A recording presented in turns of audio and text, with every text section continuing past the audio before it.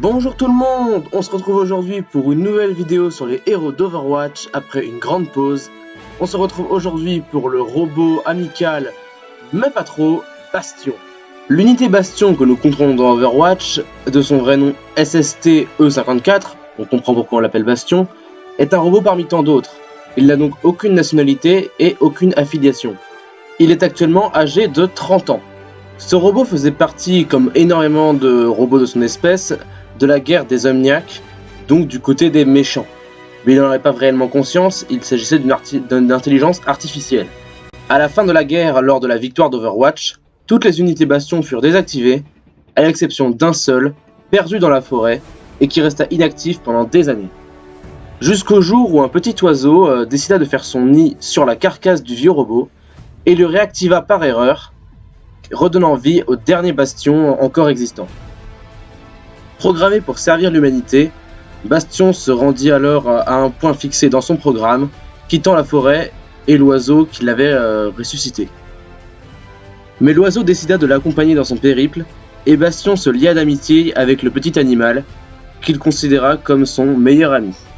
Lorsque Bastion retrouva alors la ville où se retrouvaient les humains, il découvrit les carcasses d'autres bastions, et se remémora alors les souvenirs de la guerre, souvenirs effroyables où tous ses frères avaient péri. Décidant de ne plus vouloir revivre un tel effroi, il décida de retourner dans la forêt avec son nouvel ami l'oiseau qu'il surnomma Ganymède, et décidera alors de mener une nouvelle existence pacifique avec son nouvel ami au milieu des animaux. Parlons maintenant des capacités de notre robot favori, à commencer par son mode normal, comme on peut le dire, la configuration reconnaissance. C'est le mode classique de Bastion, il peut se déplacer et tirer avec sa petite mitraillette.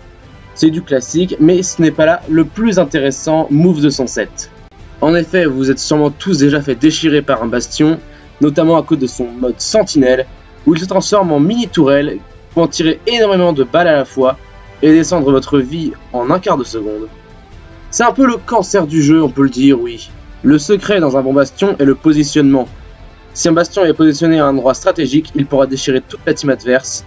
Mais il faut faire bien attention parce que dans sa configuration, Bastion est immobile et un ennemi arrivant par derrière pourra facilement le déglinguer.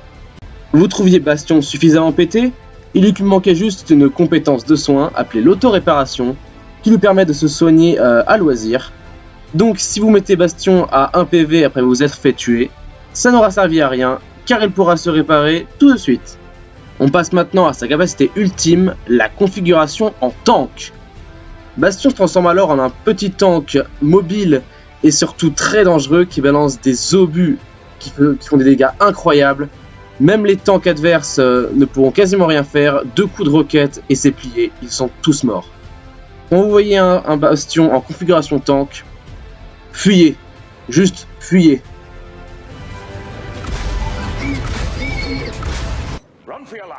C'est donc ici que se termine ce nouvel épisode des héros Overwatch sur Bastion.